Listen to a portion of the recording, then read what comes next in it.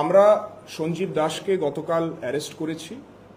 ওনাকে প্রাথমিক আমরা যে জিজ্ঞাসাবাদ করেছি তাতেও উনি কনফেস করেছেন যে গলাটা ওনার ছিল, এবং কলতন দাশগুপ্তকেও অ্যারেস্ট আজকে করা হয়েছে।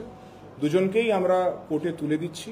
আমাদের যে টেকনিক্যাল অ্যানালিসিস যেটা আমরা করেছি, সেই তথ্যগুলো যেগুলো আমরা পেয়েছি সেগুলোও আমরা কোর্টে আমাদের তদন্তের প্রক্রিয়ার মাধ্যমে তুলে দেব। আমরা দুজনের জন্যই 14 দিনের পুলিশি হেফাজত চেয়ে কোর্টের কাছে আমরা আবেদন করছি। বাকিটা তদন্ত যখন হবে তখন এনাদের ভয়েস স্যাম্পলসগুলো আমরা নেব, এবং এই ভয়েস ক্লিপিংয়ে যে কথাগুলো আমরা পেয়েছি, যে ভয়েস দুটো আমরা পেয়েছি, তার সাথে আমরা তদন্তের প্রক্রিয়ার মধ্যে আইন অনুসারে আমরা সেটা ম্যাচ করাবো। ধন্যবাদ। এই অডিও ক্লিপে কয়েকটা নাম আমরা পেয়েছি, সাহেব, দাদু এবং বাপ্পা।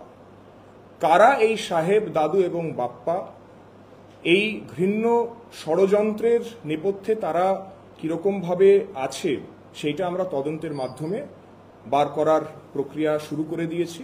আমি আরেকটা জিনিস এখানে বলে রাখা দরকার, কিছুদিন আগে, দুদিন আগে, যখন জুনিয়র ডাক্তাররা নবান্নতে গেছিলেন একটি মিটিংয়ের জন্য, আমরা তদন্তে যেটা পাচ্ছি সেটা হচ্ছে এই ষড়যন্ত্রটা সেরকম সময়তেই কিন্তু করা হচ্ছিল। নমস্কার। এই কনভারসেশনটা কবে হয়েছে সেটা তদন্তের মাধ্যমে আপনাদের আমরা জানাবো। তবে যেটা আমি আবার বলছি, যে যখন নবান্নতে জুনিয়র ডাক্তাররা গেছিলেন তখনই এটা করা হয়েছিল, তো সেরকম সময়তেই আমরা মনে করি এই কথোপকথনটা হয়েছিল। তো এটা কি ক্রিমিনাল কনস্পিরেসি নাকি অর্গানাইজড ক্রাইম, মানে বিএনএস এর এক্স্যাক্টলি কি সেকশন অ্যাকচুয়ালি ক্লিয়ার করবে? আমরা যে সেকশনসে কেস এটা করছি সেটা হচ্ছে 224, 352, 353 AB 2, 351 to 61 বিএনএস অ্যাক্ট। সঞ্জীবের পরিচয় জানা যাবে? সঞ্জীব দাস উনি হালতুর বাসিন্দা। বাকি ওর বিষয়ে আরো যে তথ্যগুলো আছে সেটা তদন্তের মাধ্যমে আমরা পাবো। পলিটিক্যাল কোনো লিংক আছে সঞ্জীবের? ওনার যে ফোন, তাতে আমরা কিছু নাম পেয়েছি, সেটা আমরা ফার্দার ভেরিফাই করছি। এই যারা যে দুজন অ্যারেস্ট হয়েছে, ইন্টারোগেশনে তারা কি বলছে যে প্ল্যানিং বা ইত্যাদি বা কেন এটা তারা করেছে? আমি আপনাদের যেটা বললাম, সঞ্জীব দাস এটা কনফেস করেছে, এবং কলতন দাশগুপ্তকে আমরা ফার্দার ইন্টারোগেট করছি। তবে আবার আমি বলে রাখছি যে এই যে অডিও ক্লিপ আছে, এটার সত্যতার কোনো সংশয় নেই। এটা একেবারে সত্যি ঘটনা, এটা হয়েছে, সেটা আমরা টেকনিক্যালি অ্যানালিসিস করে পেয়েছি এবং সেটা আমরা আদালতে তুলে ধরব।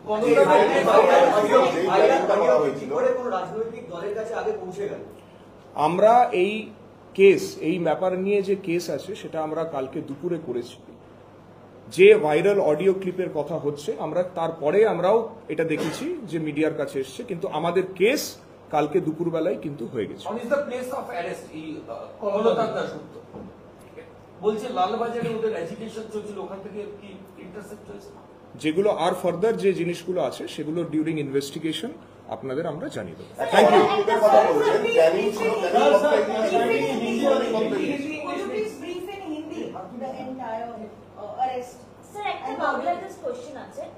এনারা যে কনভারসেশন শুনে মনে হচ্ছে সেদিনকারই ওরা কিছু প্ল্যান করছিল। ওদের কি টিম এখানে রেডি ছিল? ওদের কি কোনো ম্যাডাম, এই জিনিসগুলো আমরা তো একটা অডিও ক্লিপের বেসিসে আমরা এটা করেছি। তারপরে আমরা আরো কিছু নাম পেয়েছি, ইনভেস্টিগেশন শুরু হয়েছে, কেস কালকে আমরা রুজু করেছি। এবার ফার্দার এটাতে আর কারা কারা ইনভলভমেন্ট, আমরা কিছু নাম তো পেয়েছি যেটা আপনাদের বললাম, সাহেব, দাদু, একটু বলে নি, সাহেব, দাদু এবং বাপ্পা। এবার এরা কে, এদের আসল আইডেন্টিটি কি, আর কে কে এটাতে ইনভলভড আছে, সেইটা আমরা তদন্তের মাধ্যমে বার করব। হিন্দি মে বলনা है ना? ঠিক আছে। না, ওটা লাস্ট একটা বাংলা কোশ্চেন আছে। জুনিয়র ডাক্তারদের সিকিউরিটি স্ট্রেনথেন করার জন্য আপনারা কি কি করছেন ওখানে? দেখুন, আমরা ওখানে কিছু সিসিটিভিজ অলরেডি ইনস্টল করেছি। আমরা ওই জায়গাতে আমাদের যে ফোর্স ডিপ্লয়মেন্ট আছে, আগেও আমাদের যথেষ্ট পরিমাণে ফোর্স ছিল, এখন সেটাকেও আমরা বাড়িয়ে দিয়েছি। আমরা প্রতি মুহূর্তে আমাদের যারা যারা অফিসার্স আছেন, তারা থ্রেট পারসেপশন কি আছে, কি সিকিউরিটি সিনারিও আছে, সেটাকে রেগুলারলি আমরা অ্যাসেস করছি, যাতে কোনো রকম অপ্রীতিকর ঘটনা বা কোনো ভায়োলেন্স যাতে না হয়। বাইরের লোকের মুভমেন্ট কি রেস্ট্রিক্টেড? আমি এবার just give it in Hindi. Thank you. हम लोगों के पास एक गोपनीय सूत्रों के माध्यम से एक इंफॉर्मेशन आया था कि कुछ पेशागत जो बहिरागत दुष्कृति हैं, मतलब क्रिमिनल्स, वो लोग जो जूनियर डॉक्टर्स का अवस्थान स्वास्थ्य भवन के बाहर है, उन पर एक आक्रमण करने की परिकल्पना कर रहे हैं। हमें एक ऑडियो क्लिप भी मिला था जिसमें दो व्यक्तियों के बीच की बातचीत हो रही है, जिसमें इस तरह का एक जो षड्यंत्र है वो उभर के बाहर आता है। हमने ये जो क्लिप है, ये क्लिप इनफैक्ट कल से मीडिया के पास भी पहुंच गया है, ये वायरल भी हुआ है। हमने इस ऑडियो क्लिप की जो सत्यता है इसकी जांच की है। हमारी टेक्निकल एनालिसिस विंग और इन्वेस्टिगेटिव विंग दोनों मिलकर इस पर काम किए हैं, और ये मैं कहना चाहूंगा कि एनालिसिस के बाद हम ये कह सकते हैं कि ये जो ऑडियो क्लिप है ये बिल्कुल सत्य है, इसकी सत्यता पर कोई संशय नहीं है। इस ऑडियो क्लिप के आधार पे हमने एक केस रजिस्टर किया है, और उस केस के आधार पे हमने दो व्यक्तियों को अरेस्ट किया है, जिनमें से एक का नाम है संजीव दास, जो कि हालतू का रहने वाला है, और दूसरा बंदा है कलोतान दासगुप्तो, जो कि DYFI के मुखपात्र का संपादक है और CPM के राज्य कमेटी के युवा नेता है। संजीव दास को हमने कल अरेस्ट किया था, कलोतान दासगुप्तो जो है उनको हमने आज अरेस्ट किया है। संजीव दास का जो इंटरोगेशन हुआ है उसके आधार पे उसने एक्सेप्ट किया है कि जो आवाज है उसका है। हम लोग इनको फॉरवर्ड करने वाले हैं आज कोर्ट में। 14 दिन की पुलिस कस्टडी के लिए हमने मांग की है, अदालत के पास हमने मांग की है। जो हमारा टेक्निकल एनालिसिस है उस पे जो हमें तथ्य मिला है वो भी हम हमारी इन्वेस्टिगेशन के माध्यम से कोर्ट के सामने हम लोग पेश करने वाले हैं।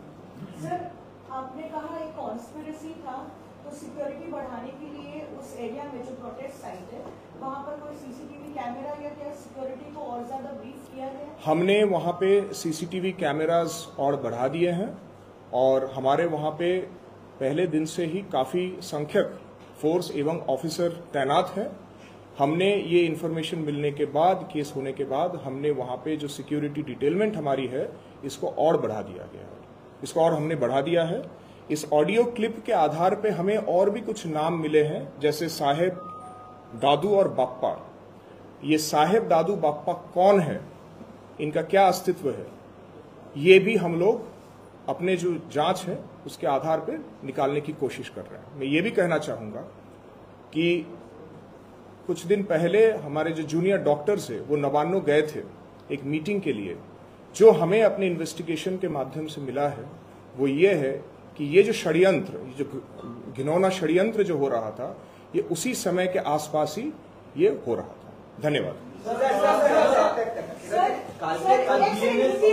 सर, कौन सी धाराएं हैं? जो BNS के धाराएं हैं वो हैं 224, 352, 352, 353 A, B, 2, 351, 2 and 61 BNS। Thank you.